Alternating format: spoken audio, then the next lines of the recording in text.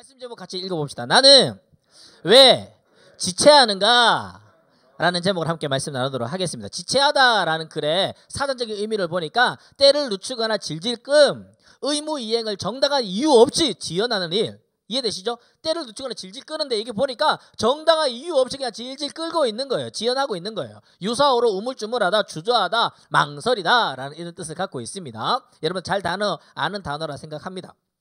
우리 언제 이렇게 지체합니까? 우리 집에도 지체하는 애들이 좀 있어요. 자자하는데 안 자는 애들이 있어요. 근데 특이한 거는요, 일어나라 하면 또 안 일어나요.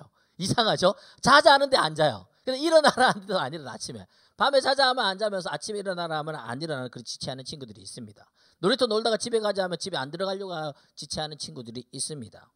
우리 삶에서도 참 돌아보면 많이 지체하는 거리들이 있죠. 내 마음이 원치 않을 때, 그러면 내 마음속에 원치 않으니까 동기가 안 일어나니까 내가 선택하는 것을 자꾸만 지연하게 되는 것들, 이러한 지체하는 일들이 우리 삶 속에 요목조목 어쩌면 있을 거라 저는 생각이 되어집니다. 오늘 말씀해 보면 두 부류의 지체하는 무리가 나오는데 이 부분을 결론 부분에 가서 이야기를 나누고요. 오늘 창세기 19장의 전반적인 이야기를 다룰 텐데 창세기 19장 내용이 사실 좀 원래 설교 순서로 내가 전도사님한테 맡겼어요. 좀 까다로워가지고 안 하고 싶어가지고. 근데 순서가 좀 바뀌어 제가 하게 됐는데 19장 내용은 조금 어둡습니다. 현장 예배에서 여러분들 와가지고 밝은 이야기, 좋은 이야기, 복된 이야기 하면 좋겠는데 19장 전반적인 내용이 심판이고 막 죽이고 막 이런 이야기 나오니까 마음이 좀 우울해서 설교 준비하면서 이거 어떻게 해야 되나 좀 고민이 많이 들었지만 이건 역시 하나님의 말씀이기에 우리가 건너뛸 수 없어서 이 말씀을 다뤄볼 텐데 혹시 이 말씀 속에서 하나님이 나에게 주신 찔림이 있거나 또 교훈이 있다면 그거 붙들고 우리가 기도하는 오늘이 되면 좋겠습니다.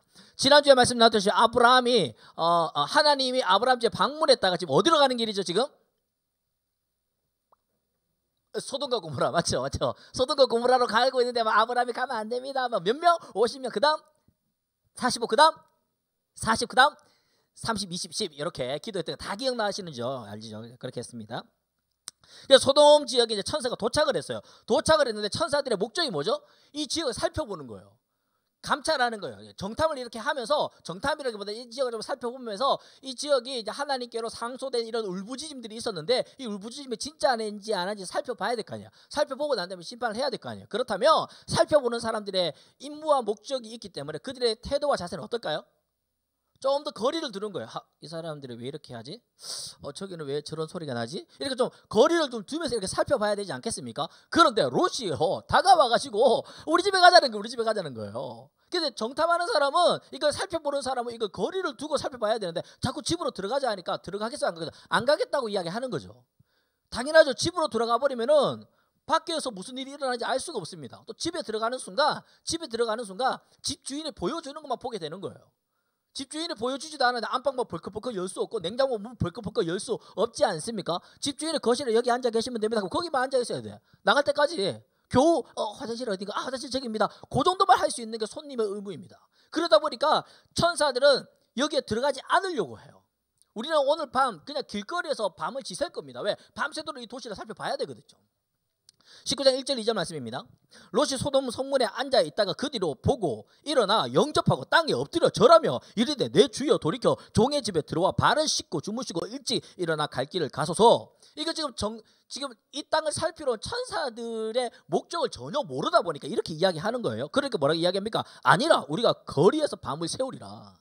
우리는 밤을 거리에서 세울 것이다.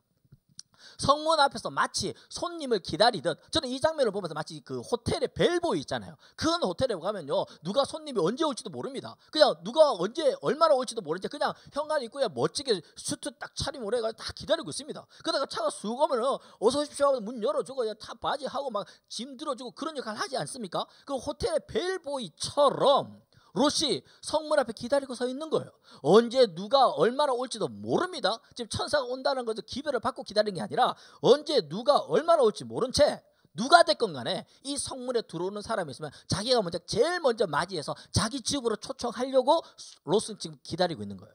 여기서 질문 나옵니다. 롯이 왜 이럴까요? 롯의 직업이 호텔 지배인이기 때문입니까? 롯이 왜 이럴까요? 그 이유는 롯이 살고 있는 이 지역이 외지인들, 나그네들에게 지극히 위험한 도시라는 것을 롯이 알고 있었기 때문이에요.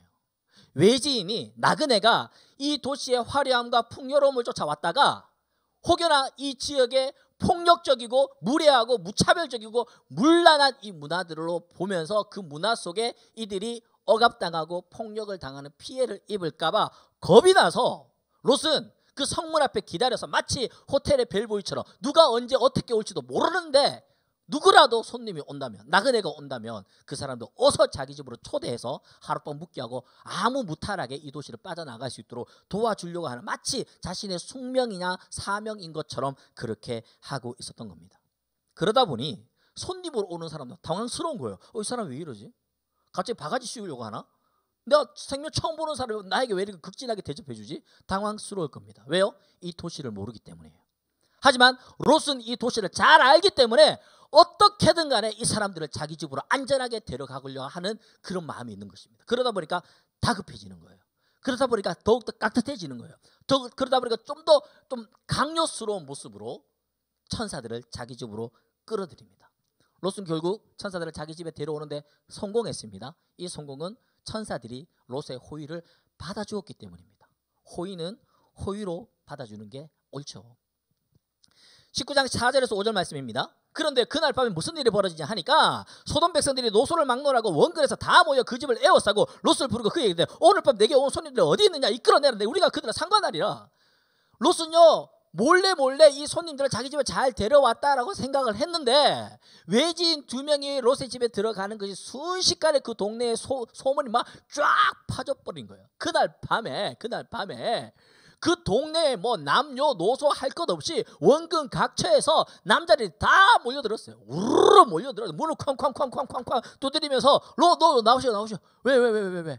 너가 집에 들어가도 오늘 외지인 2명 남자 있지? 빨리 나와. 빨리 데려나와. 빨리 내보내라고. 왜 그러냐고. 우리가 그 사람이랑 상관하겠다고. 그들은요 여럿이 하나가 되었습니다. 여럿이 한 목소리입니다. 누가 주동자인지 누가 선동자인지 구분도 가지 않습니다. 교육과 신분의 차이가 없습니다. 나이의 차이도 없습니다. 그들은 모두가 한 목소리로 이야기하는 것이 우리가 그들과 상관하리라.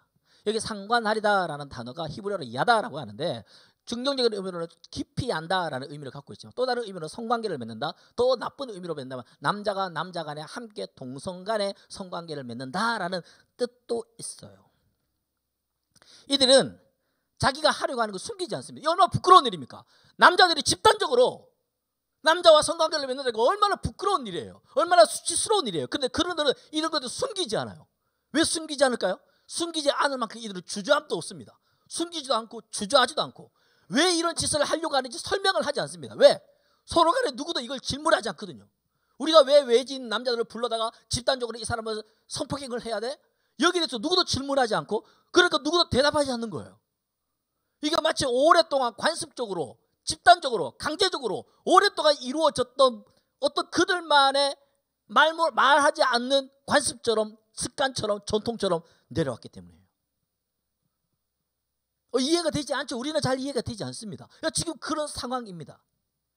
6절에서 7절 말씀입니다. 롯이 문 밖에 무리에게 나가서 문을 뒤로 걸어 잠그고 난 다음에 이렇게 이야기합니다. 이르되 청하노니 내 형제들은 이런 악을 행하지 말라. 롯은 밖으로 나와서 지금 이들이 하려고 하는 행동이 악한 짓임을 알려주고 있습니다. 지금 롯은 이들의 지금 악한 행동이라는 걸 알아요. 이 동네에서는 이게 지금 악한 짓이라고 아는 사람이 롯밖에 없는 것 같아. 롯은 그걸 알고 있고 이걸 그들에게 이건 악한 짓이야 라고 설명하고 있습니다. 나그네들에게 성적인 폭행을 그것도 집단적이고 강제적으로 행함을 통하여서 그 외지인으로부터 그들에게는 혐오와 모욕과 억압을 주려고 합니다.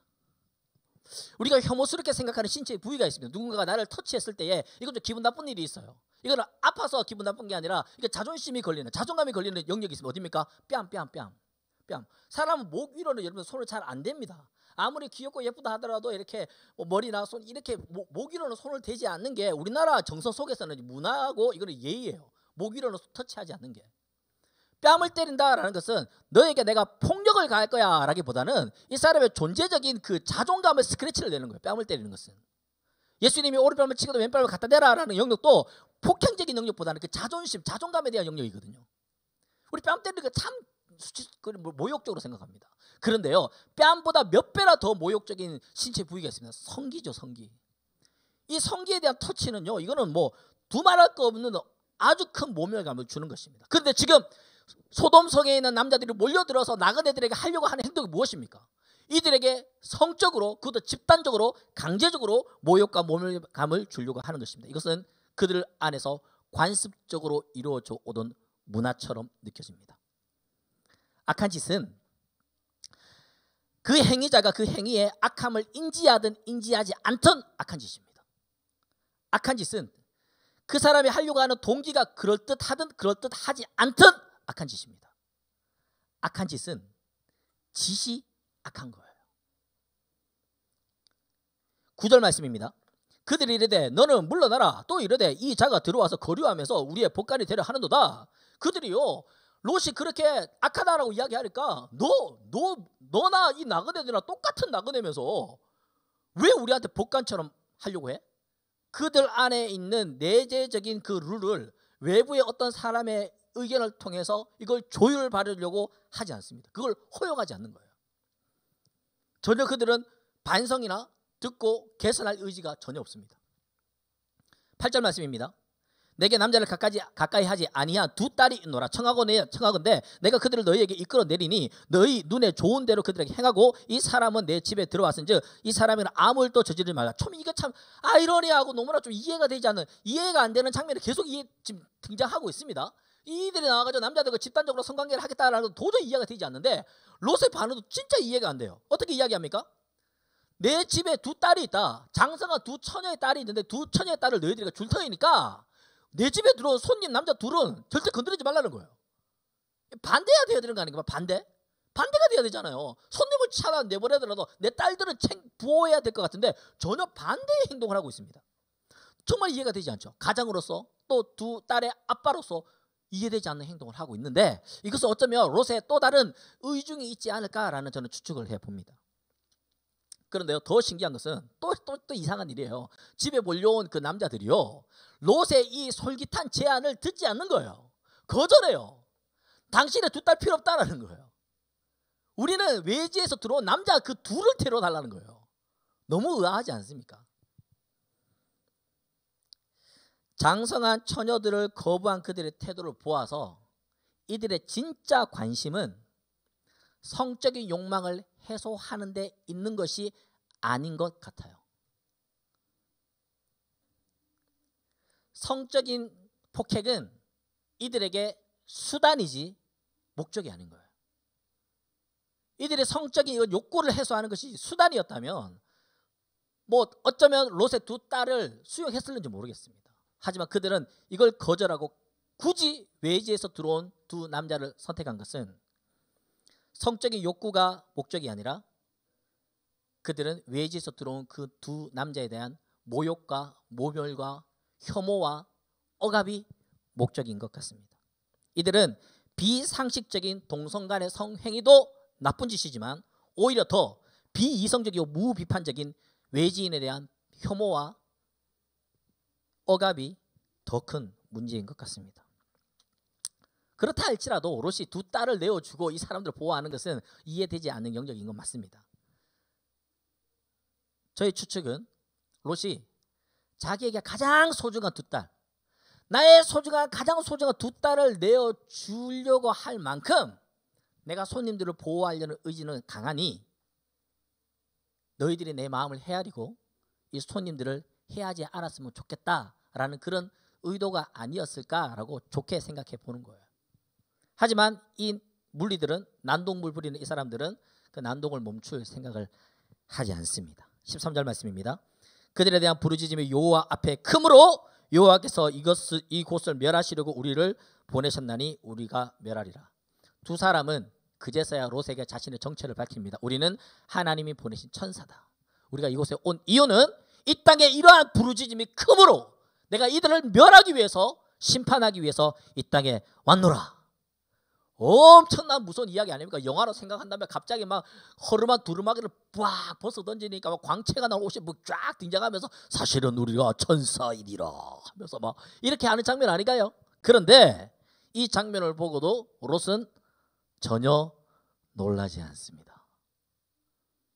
와, 놀라지 않아요. 이 도시가 이제 멸망할 거라는 천사의 경고가 있었는데 전혀 반응이 보이지 않아요. 어쩌면 롯은 이 도시가 멸망할 걸 예측이라도 한 듯 전혀 놀라지 않습니다. 맞아, 천사가 올만하지. 맞아, 이 도시는 멸망할 만하지. 지난주에 살펴봤던 아브라함은 소돔과 고모라를 멸하겠다 하니까 하나님의 바지가게를 붙잡고 하나님 안 됩니다, 안 됩니다. 50명 있으면 어떨랍니까? 의인이 45명 있으면 어쩔랍니까? 의인이 10명이라도 있으면 어쩔랍니까? 하면서 아둥바둥하면서 그 성을 멸하지 않게 하려고 중보기도 했던 아브라함과 상대적으로 전혀 비교되면서 롯은 하나님께 항의하지도 않고 호소하지도 않습니다. 왜 그럴까요? 이 도시에 살아보니 이 도시에는 의인이 없다라는 것을 롯은 알고 있었던 거예요. 이 도시는 하나님께 멸망받아도 쉽게 말해서 싸다라는 거예요. 선한 성, 악한 성은 없습니다. 그 성에 선한 사람이 사느냐 악한 사람이 사느냐가 문제입니다. 선한 사람, 악한 사람 따로 있지 않습니다. 그 사람이 하는 행동이 선하냐 그 사람이 하는 행동이 악하냐에 달려 있습니다. 창세기 19장 14절 말씀입니다. 롯이 나가서 그 딸들을 결혼한 사위들에게 말하여 이르기를 여호와께서 이 성을 멸하실 터이니 너희는 일어나 이곳을 떠나가라 하되 그의 사위들은 뭐로 여겼더라? 농담으로 여겼더라. 농담으로 여겼더라. 롯이 자기 딸들의 결혼한 사위감들을 불렀습니다. 그들에게 이 경고의 말씀을 알려주었습니다. 그런데 두 사위들은 농담으로 여겼어요. 이 사위들은 어디 사람들입니까? 어느 청년들입니까? 소돔 땅에 살고 있는 청년들입니다.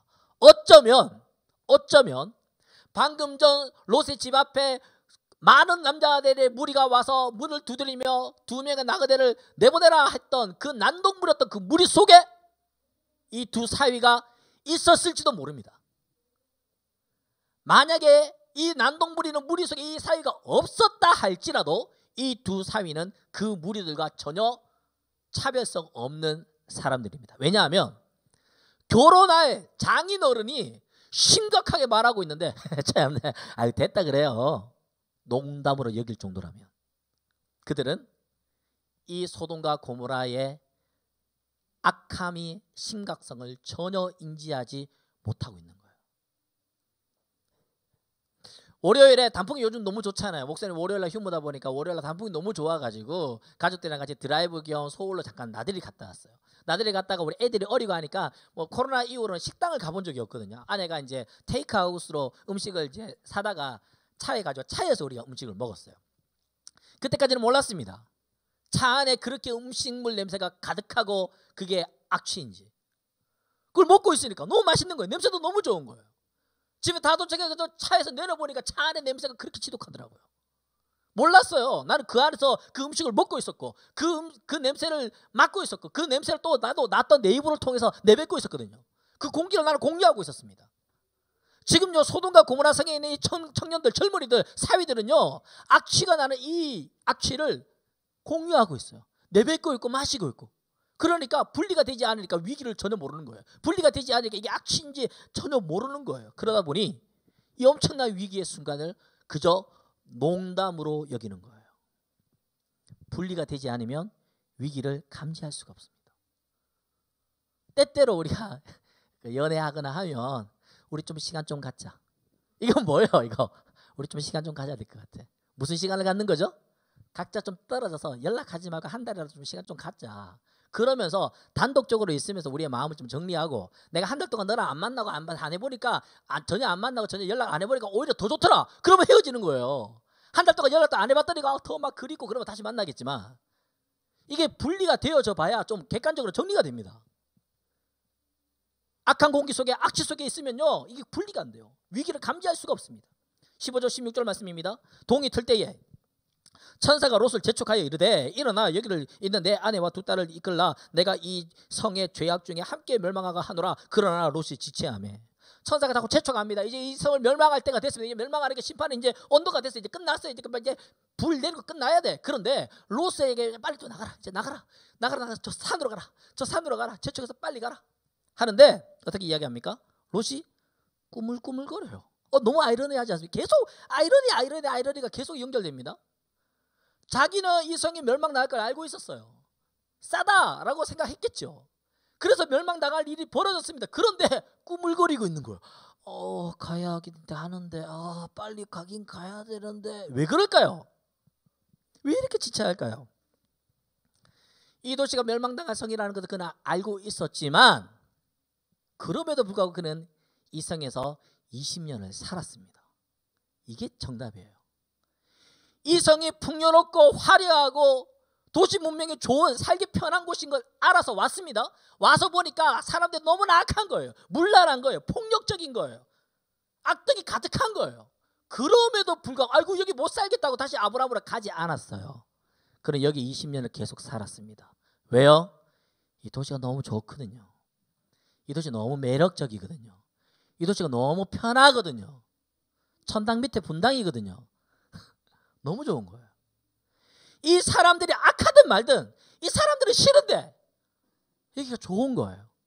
롯도 거기에 공기를 같이 공유하고 있었고 도시의 사람들은 자기는 받아주지 않았지만 자기는 이 도시를 계속 받아들이고 있었어요. 정확하게 말하면 소돔 사람들은 싫지만 이 도시는 너무 좋았던 겁니다. 17절 20절 말씀입니다. 그 사람들이 그들을 밖으로 이끌어낸 후에 도망하여 생명을 보존하라. 돌아보거나 들의 몸을 제하고 어디로 가라? 산으로 도망하라. 산으로 도망하라. 산으로 도망하라. 몇 번 강조합니다. 20절 말씀입니다. 보소서 그 성읍은 도망하기에 가깝고 작기도 하오니 나를 그곳으로 도망하게 하소서. 이는 작은 성읍이 아니니까 내 생명이 보존하리라. 좀 중간에 말씀을 생략했습니다. 어떤 내용이냐면 천사가 자꾸만 산으로 도망가라는 거예요. 산으로 도망해야 산다라는 거예요. 그런데요, 롯은요 계속해서 이렇게 이야기합니다. 내가 산으로 가다가 죽겠다. 내가 산으로 가다가 중간에 죽을지도 모르겠다. 내가 산에 가면 내가 죽을지도 모르겠다. 어디로 가게 해달라? 나는 성으로 가게 해달라. 저기 저 조그마한 성 있지 않냐? 나는 성에 가야 산다. 천사는 산에 가야 산다 하는데 롯은 나는 산에 가면 죽는다라는 거예요. 나는 성에 가야 산다라는 거예요. 좀 느껴지시나요? 지금 롯은요 산에 가기 싫어요. 왜요? 지난 오랜 시간 동안 아브라함이랑 산에 살았거든요. 지난 설교가 기억납니까? 아브라함이 살았던 모든 산지 지역, 브에세바, 세겜, 예루살렘 모든 지역은요 산지 지역입니다. 거기에서 살았어요. 거기서 살아 너무 싫었어요. 그래서 그냥 돈도 많고 이제 헤어질 때가 되니까 어딜 찾는 거예요? 도시 문명을 찾아갔던 것입니다. 나는 산에 가면요 몸은 살는지 모르겠지만 나는 그 무료하고 지루한 삶이 나는 싫다라는 거예요. 아직도 정신 잘 못 차린 것 같아요. 그래서 작은 성으로 가서 살게 해달라라고 쑥스럽지만 그는 간절하게 이야기를 합니다. 이 성은 작은 성이 아니니까라고 두 번 연거푸 이야기할 만큼. 21절 30절 말씀입니다. 그가 이르되 그가 그에게 이르되 천사가 이렇게 이야기합니다. 내가 이 일에도 네 소원을 들어주리라. 네가 말하는 그 성을 내가 멸하지 아니하리라. 원래 가면 이 성도 멸망받을 성인데 네가 그 성으로 가겠다는 네가 소원 들어줄게. 거기 가라. 내가 이 성을 멸하지 않을게. 30절 말씀인데 시간이 한참 지났습니다. 롯이 소알에 거주하기를 두려워하여 두 딸과 함께 소알에서 나와 산에 올라가 거주하되 하하. 그가 그토록 원해서 그 작은 성에 들어갔습니다. 그런데요 그 성에 살지 못하고 끝끝내 두려워서 다시 산으로 갔다라고 말씀은 기록하고 있습니다. 왜 그랬을까요? 아까 이야기했듯이 그 소알이라는 작은 성도요 소돔과 고모라처럼 멸망받을 성인데 롯이 들어감으로 인하여서 그 성이 멸망받지 않았습니다. 그 말인즉 소알 땅에 있는 그 사람들도 소돔과 고모라 사람들처럼 외지인에 대해서 모욕과 혐오와 그런 태도가 있었을 거라고 생각되는 거예요. 성경을 정확하게 기록하지 않지만 롯이 왜 두려워했을까요? 소돔 땅에 살 때는 자기가 그 내부의 사람이었기 때문에 그런 모욕을 당하지 않았지만 외부 사람들이 나그네들이 그런 모욕당을 계속해서 20년 동안 보지 않았습니까? 그런데 자기가 이제 소할 때가 외지인으로 들어가 보니까 자기가 그 당사자가 된 거예요. 그래서 그 딸들과 함께 여기서 못 살겠다. 천사가 말했던 대로 산으로 가자. 그가 안전하다라고 생각했던 곳은 안전한 곳이 아니라 두려운 곳이었습니다. 이 성 사람들은 얼마나 악한지 자기 바로 옆에 엄청난 소돔과 고모라가 한순간에 멸망당하는 것을 두 눈으로 보고도 그들은 어떤 교훈도 어떤 반성도 하지 않은 거예요. 그 성에서 피신해서 단 한 가족이 피신해서 오는데 그 한 가족도 맞이하지 못할 만큼 그들은 영적으로 둔감한 성 사람들입니다. 파괴되지 않은 성이 파괴된 성보다 더 정의롭다라고 말할 수 없습니다. 불행을 당한 사람이 불행을 당하지 않은 사람이 불행을 당한 사람보다 더 착하다라고 말할 수 없습니다. 오늘 말씀의 결론입니다. 오늘 설교 제목 무엇입니까? 나는 왜 지체합니까? 이 설교 제목 우리 스텝이 미리 물었어요. 현장 예배를 하니까 주보도 뽑아야 되니까 이제 물었는데 제가 이 대답을 늦게 해줘서 지체해서 빨리 줘야 되는데 설교를 포인트 정확히 못 잡겠는 거야. 창세기 19장 설교하는 거 너무 힘들어. 차라리 전사님한테 내가 맡겼어야 되는데 하면서 너무 후회를 얼마나 많이 해서 내가 괜히 이거 해가지고 두 불에 지체하는 사람이 나오죠. 천사가 나옵니다. 왜 천사는 지체합니까? 그들의 정체성과 사명이 있기 때문에 롯의 그 자기를 초청하는 것을 지체했어요. 또 롯이 지체합니다. 하나님과 세상 사이에서 주저하는 거예요. 타협하는 거예요. 그 신앙 때문에 그는 지체했습니다. 잘 알다시피 우리가 다루지 않았지만 롯의 아내는 뒤돌아보았다가 소금 기둥이 되고 말았습니다. 제가 노트북 하나 사려고 막 이제 고민하고 있는데 맨날 눈물 아이 쇼핑만 하고 안 사고 주저주저 하고 있었어요. 그러니까 제 앞자리에 있는 최창수 목사님이 이런 말을 했습니다. 고민은 배송만 늦출 뿐이다. 고민은 배송만 늦출 뿐이다. 빨리 주문하라고. 자기가 대신 주문해 주겠다고. 돈만 보내라고. 지체하다라는 말에 반대어가 있습니다. 곧, 어서, 급하게라는 이제 단어들이 있었습니다. 제가 뭐 노트북 구입하는 거 그거 뭐 주저하는데 그게 문제가 되겠습니까? 아무 문제 안 됩니다. 그거. 그런데요, 구원에 대해서 지체할 이유가 있겠습니까? 지금 네가 빨리 소돔사에서 구원받아라 하는데 구원에 지체할 이유가 어디 있습니까? 물에 빠져 죽어가는 사람이 있는데 이 사람을 구원할까 말까 지체하고 연구할 필요가 뭐가 있습니까? 빨리 손 내밀어야 되죠. 내가 물속에 빠져 죽어가고 있습니다. 한 사람의 손이 쭉 들어오는데 이걸 잡을까 말까 지체할 이유가 어디 있습니까? 빨리 잡아야죠. 지체할 이유가 없습니다. 곧 구출해내야 됩니다. 어서 구출해야 됩니다. 급하게 구출해내야 되는 거예요. 우리 현장 예배 열렸습니다. 예배하자라고 이야기했습니다. 예배하자고 하는데 예배하자는 그 말에 지체할 이유가 어디 있습니까? 웨스트민스터 소위 이름은 일문일답 웨스트민스터 신앙 교리의 첫 번째 질문과 첫 번째 대답이 무엇입니까? 인간의 제일된 목적은 무엇입니까? 인간의 제일된 목적은 하나님을 영화롭게 하며 그 하나님을 영원토록 즐거워하는 것입니다. 즉 예배하는 삶이 인간의 제일된 목적이에요. 우리 인간의 첫 번째 목적이에요. 하나님을 예배하는 게 첫 번째 목적이에요. 그런데 예배하는 데에서 지체할 이유가 어디 있습니까? 곧 예배하는 거예요. 어서 예배하는 거예요. 지체하지 말고 주저하지 말고 망설이지 말고 예배하는 거예요. 기도, 말씀 보는 거, 큐티하는 거 전혀 주저할 일이 아니라고 생각합니다. 우리 일상에서 주저하고 지체하는 것들이 무엇입니까? 그것은 도대체 정체가 무엇입니까? 그것이 우리의 사명과 연관되어 있고 그것이 생명과 연관되어 있고 그것이 죄와 연관되어 있고 그것이 하나님과 연관되어 있고 그것이 예배와 연관되어 있다면 주저하지 마시고 지체하지 마시고 곧 어서 일어나서 우리의 몸을 움직여 실천하고 적용할 수 있는 우리가 되면 좋겠습니다. 아멘 아멘. 우리 아버지 당신의 마음이 있는 곳에 함께 찬양하고 기도합시다.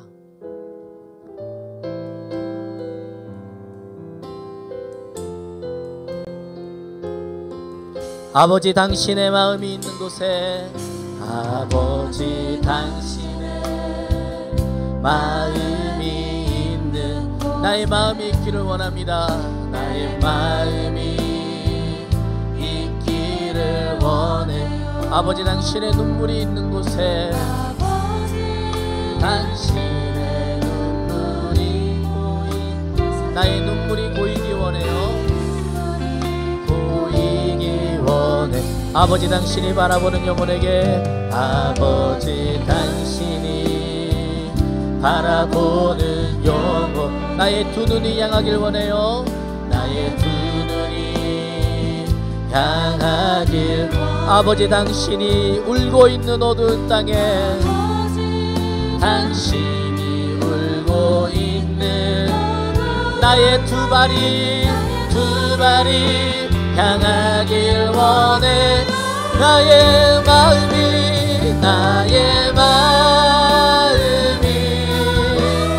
내 마음 알아. 내 모든 뜻 아버지의 뜻이 나의 온몸이 내 마음 알아.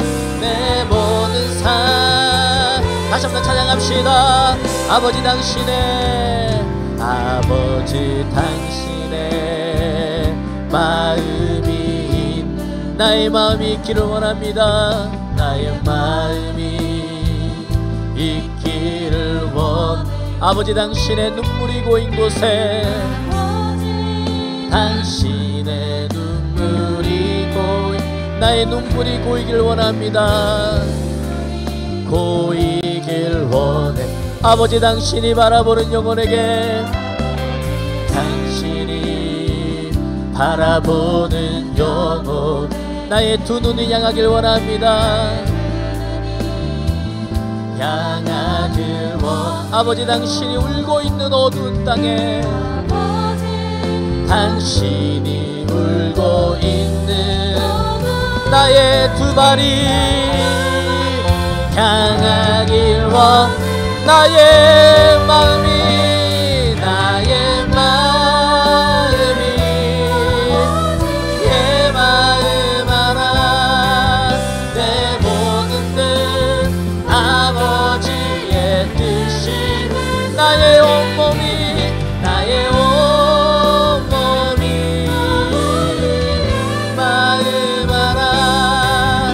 내 모든, 다 자리에 일어나서 찬양합시다. 나의 마음이, 나의 마음이 아버지의 말 알아. 내 모든 뜻 아버지의 뜻이, 나의 온몸이, 나의 온몸이 아버지의 말. 내 모든 삶 우리 함께 기도했으면 좋겠습니다. 함께 기도하실 때에 오늘 말씀을 기억하면서, 하나님 내가 무엇에 주저하고 지체하고 있습니까? 더불어서 오늘 말씀 기억하며, 하나님 우리가 살고 있는 땅이 소돔과 고모라 같은 땅은 아닙니까? 우리가 빛처럼 구별되어져서 그들의 악함을 지적하며 그들을 위해서 기도할 수 있는 우리가 되게 하여 주시옵소서. 우리는 소돔과 고모라 땅에 살고 있는 젊은이나 롯의 사위처럼 하나님의 말씀을 우습게 여기고 농담처럼 여기고 있지는 않습니까? 우리는 롯처럼 지체하고 있지는 않습니까? 하나님 나에게 주시는 그 말씀 기억하며 그 말씀대로 재촉하시는 바 순종하며 나아가는 우리가 되게 해달라고 말씀 기억하며 주여 외치고 기도합시다. 주여, 사랑의 주님을 데리고 하며 나아갑니다. 아버지 하나님이여, 하나님 우리가 살고 있는 이 땅의 소돔과 고모라는 아닙니까? 하나님 내가 살고 있는 이 땅의 소알과 같은 악에 관영하며 영적으로 둔감한 지역은 아닙니까? 하나님 혹여 내가 소돔 땅에 살고 있는 젊은이처럼, 소돔 땅에 살고 있는 롯의 사위들처럼 하나님의 말씀을 우습게 여기고 하나님의 말씀을 하나님 쉽게 여기며 영적으로 둔감하지 못한 채 살아가고 있지는 않습니까? 하나님 제가 혹시 롯처럼 세상 문명에 물들어서 하나님과 세상 사이에서 머뭇머뭇거리며 주저하고 있지는 않습니까? 주여 우리를 용서하여 주시고 하나님의 재촉하시는 바 이 부분이 예배와 상관이 있고 하나님과 관계있으며 생명이여 구원이여 죄와 상관이 있다며 우리의 정체성과 우리의 사명과 연관이 있다며 하나님 결단하며 순종하며 하나님께 나아가는 수 있도록 도와주시옵소서. 곧 어서 일어나 순종하며 즉시 끝까지 이득이 없더라도 유익이 없더라도 그 말씀 순종하며 나아가는 우리 모두가 될 수 있도록 하나님 은혜를 베풀어 주시옵소서. 우리 모든 믿음의 식구들이, 우리 모든 서영분들 믿음의 식구들이 주님 앞에 결단하며 나아가는 하나님 말씀에 주시고 순종하며 나아가는 주님의 귀한 아들 딸들 될 수 있도록 하나님의 은혜를 베풀어 주시옵소서. 이 시대를 분별하며 이 시대를 구별하며 하나님의 믿음으로 하는 우리가 되길 소원합니다. 하나님 은혜를 베풀어 주시옵소서. 나의 마음이, 나의 마음이 아버지의 말, 내 모든 뜻 아버지의 뜻이, 나의 온몸이, 나의 온몸이 마음 알아. 내 모든 삶 당신의 삶. 사랑하는 하나님, 우리가 창세기 19장 말씀을 살펴보았습니다. 소돔과 고모라는 그 악한 성이야, 나쁜 성이야 라고 말하기 이전에 우리가 살고 있는 이 지역은 어떻습니까? 우리가 살고 있는 이 도시는 어떻습니까? 우리가 살고 있는 이 나라는 어떻습니까? 그 땅의 그 남녀노소의 그 남성들의 악한 짓을 꿈꾸는 그 무리들 손가락질하며 저주하고 정죄하지만 우리의 모습은 어떻습니까? 우리 도시 안에 관영에 있는 그 공기들을 먹고 마시며 그 공기를 호흡하며 공유하며 마치 우리 속에 관영한 죄악들이 괜찮은 것처럼, 아, 이 정도는 괜찮아, 다 그렇게 하지 않아? 오히려 더 나아가서 하나님의 경고의 말씀을 우습게 여기고, 이거는 옛날에 쓰여진 성경책이잖아, 지금과 달라, 농담처럼 여기는, 가볍게 여기는, 아니면 롯처럼 세상과 하나님 사이에서 두 발을 걸쳐놓은 채 주저하고 머뭇거리고 있는 그런 모습이 우리 안에 없다라고 말하기 부끄럽습니다. 하나님께서 우리에게 제촉하시는 바 그 말씀에 즉시 순종하고 끝까지 순종할 수 있는 믿음 우리에게도 지금 허락하여 주시옵소서. 이 시대를 분별하며 이 시대의 선과 악을 가르는 그 지점에 빛과 소금으로 살아내는 우리 모든 서영고등부 식구들 다 될 수 있도록 주님 축복하여 주시옵소서. 그렇게 하실 주님을 기대하며 예수님의 이름으로 기도드립니다. 아멘. 하나님께 영광과 박수 올려드리겠습니다.